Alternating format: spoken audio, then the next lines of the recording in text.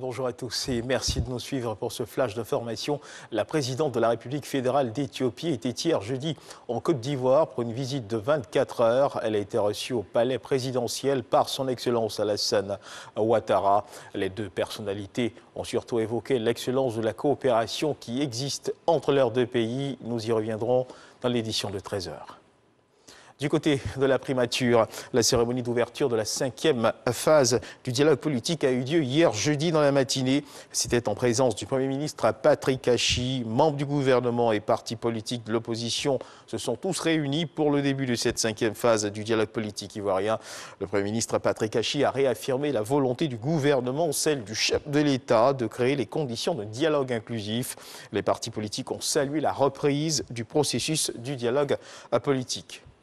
Et puis le 7e sommet mondial du partenariat pour un gouvernement a ouvert ses travaux hier jeudi à Séoul, en Corée. La Côte d'Ivoire, qui a adhéré à cette organisation depuis 2015, prend part à ces travaux en mode virtuel en raison de la crise sanitaire de la Covid-19. Le ministre du Commerce et de l'Industrie, Souleymane Diarra-Souba, a saisi l'opportunité pour exprimer l'attachement de la Côte d'Ivoire aux valeurs de transparence dans la gestion des affaires publiques. C'est ce que nous dit Lansini Bakayoko. À ce 7e sommet mondial du partenariat pour le gouvernement OGP en mode virtuel, le ministre du Commerce et de l'Industrie, Souleymane Diarra-Souba, a mis en avant les énormes progrès réalisés par la Côte d'Ivoire en matière de bonne gouvernance. Dans notre architecture de contrôle, nous avons mué la Chambre des comptes en Cour des comptes. Et tout ça avec une obligation, en tout cas, de communiquer des rapports périodiques à ces institutions qui sont désormais font partie de notre architecture institutionnelle de la nation et qui sont inscrits dans notre Constitution.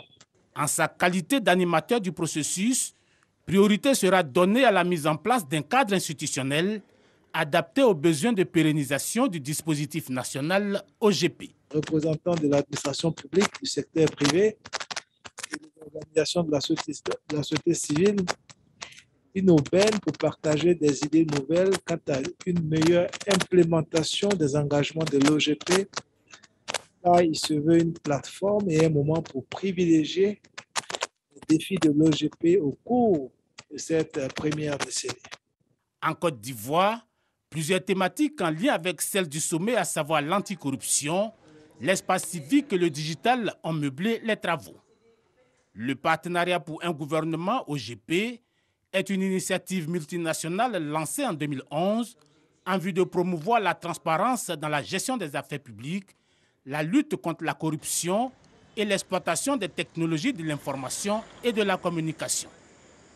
Et hors de nos frontières, au Nigeria, Amnesty International alerte sur la situation de près de 10 000 familles de déplacés internes installés à Maïdougouri, la capitale de l'État du Borno.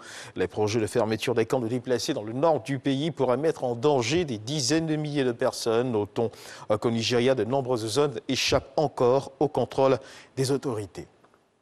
Hier jeudi 16 décembre 2021, la Cour d'assises de Paris a condamné à 14 ans de réclusion criminelle le franco-rwandais Claude Muhayimana, âgé de 60 ans. Il a été reconnu coupable de complicité de génocide et complicité de crimes contre l'humanité pour son rôle en 1994 lors de l'extermination des Tutsis au Rwanda.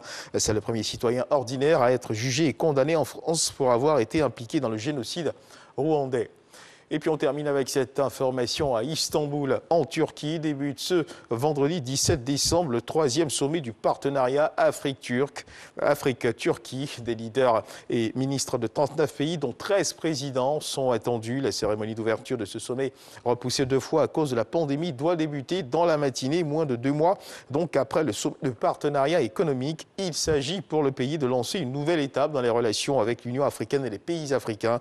C'est là le message officiel promu par le ministre des Affaires étrangères turc lors de l'annonce de la tenue de l'événement.